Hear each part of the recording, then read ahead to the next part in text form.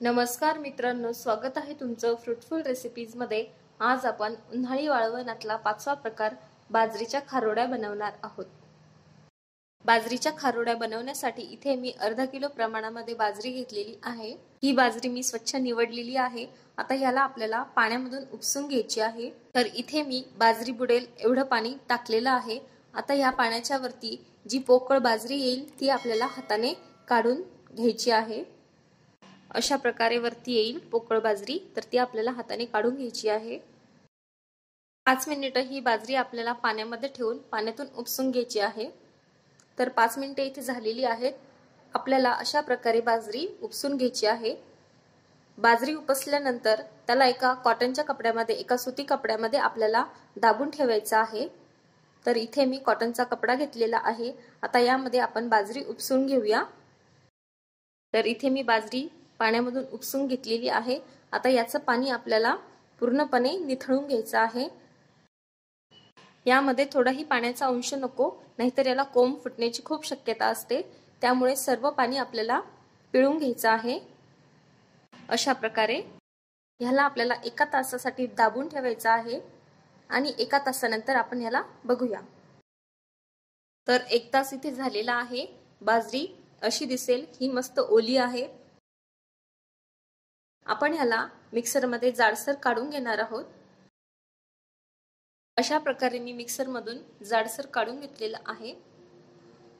अशा प्रकारे मी सर्व बाजरी मिक्सरमध्ये बारीक केलेली आहे, जाडसर काढून घेतलेली आहे। आता हे बाजरीचं मिश्रण आपल्याला शिजवून घ्यायचं आहे। त्यासाठी मी एका मोठ्या पातेल्यामध्ये 4 ते 5 जग पाणी घातलेलं आहे।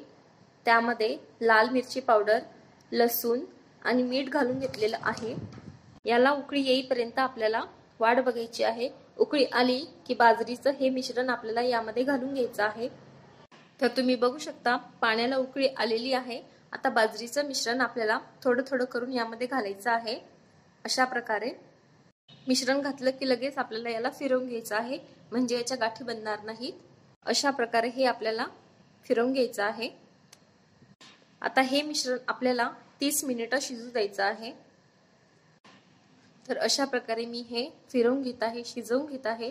आणि हे थोडं शिजत आलं की यामध्ये आपल्याला थोडेसे तीळ सुद्धा घालायचे आहेत।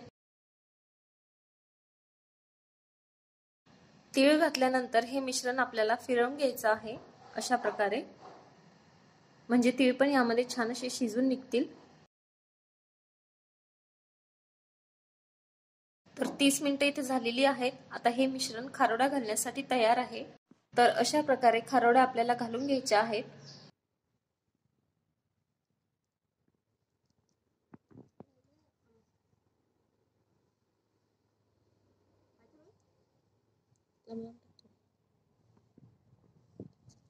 तर तुम्ही इथे बघू शकता मी सर्व खारोड्या घालून घेतलेल्या आहेत।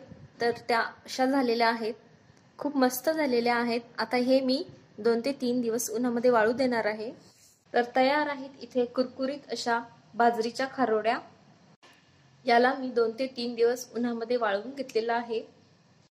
कडकडीत अशा वाळलेल्या आहेत। वाळल्यानंतर ह्या खायला खूप छान लागतात, याची टेस्ट खूप मस्त लागते आणि याला न तळताच खायचं आहे। ह्याला तळण्याची गरज नाही, ह्या अशाच आपण खाऊ शकतो। उन्हाळी वाळवणातला हा प्रकार तुम्ही नक्की बनवून बघा।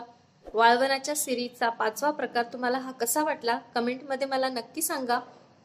व्हिडिओ आवडला असेल तर व्हिडिओला लाईक करा, शेअर करा आणि आपल्या फ्रुटफुल रेसिपीज या चॅनलला नक्की सबस्क्राईब करा।